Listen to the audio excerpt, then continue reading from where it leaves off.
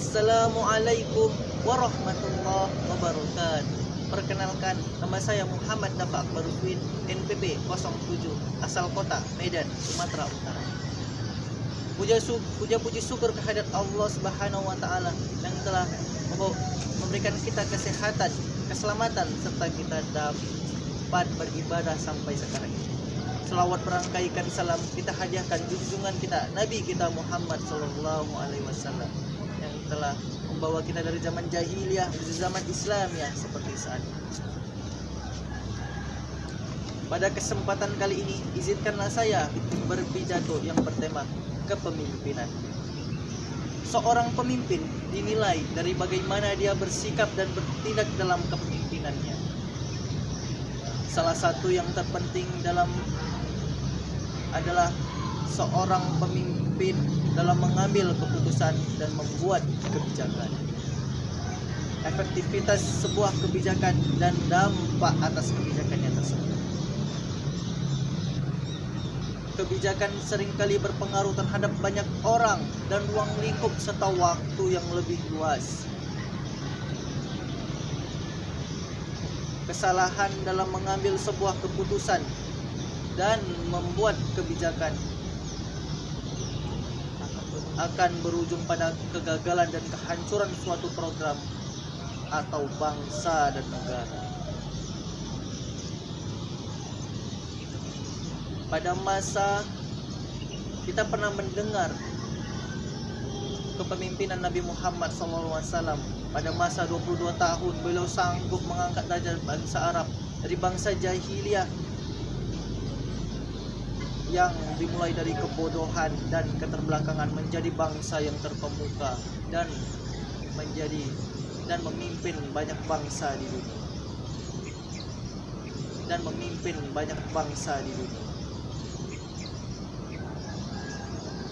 Orang-orang yang dibawa kepemimpinannya merasakan kelembutan, kasih sayang, dan penghormatan dari pemimpin yang terbaik. Cara berpikir Nabi Muhammad SAW yang lurus dan dari pandangan yang lurus dari hidup dalam kehidupan ini. Yang pertama, beliau menomorsatukan fungsi sebagai landasan dalam memilih orang atau sesuatu, bukan hanya penampilan dan faktor luar lainnya. Termasuk keempat sahabatnya. Yang pertama, Abu Bakar As-Siddiq. Beliau dipercaya sepenuhnya kepada Nabi Muhammad SAW. Yang kedua, Umar bin Khattab. Bersifat berani, kuat, tak pernah takut dalam menegakkan kebenaran. Yang ketiga, Utsman bin Affan. Beliau seorang pedagang kaya raya yang rela berkorban dalam menafkahkan perjuangan Nabi Muhammad SAW. Yang keempat, Ali bin Abi Thalib. Seorang pemuda yang berani, punya ide kreatif dan rela berkorban dan lebih suka bekerja daripada banyak berbicara. Dan yang kedua, mengutamakan segi kemanfaatan daripada segi kesia-siaan. Bahkan diamnya Nabi Muhammad SAW tidak sia-sia. Contohnya, bagaimana sukanya Nabi Muhammad SAW terhadap orang yang suka bekerja keras dan bermanfaat bagi orang lain, dan kebencian beliau orang yang suka makan dan merugikan orang lain. Beliau mendahulukan yang lebih mendesak daripada yang bisa ditunda.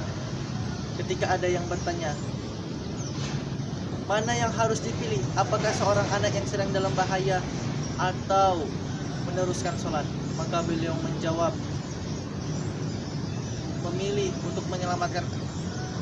untuk menunda sholat dan menyelamatkan anak yang dalam bahaya. Yang keempat, beliau lebih memilih jalan tersukar untuk dirinya dan memilih jalan yang mudah bagi umatnya. Yang kelima,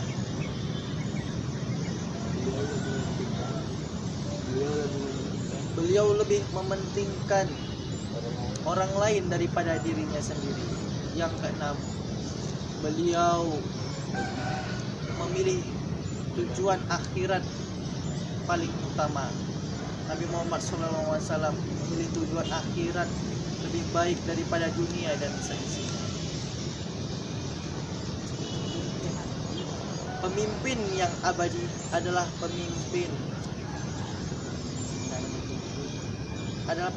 yang mempunyai cara berpikir yang cerdas sampai di akhir zaman. Pemimpin sejati adalah pemimpin yang selalu memberikan perhatian sehingga ia dicintai, sehingga akan betapa mudah sahabat mempelajari Quran. Dalam surat Al-Ahzab ayat 21,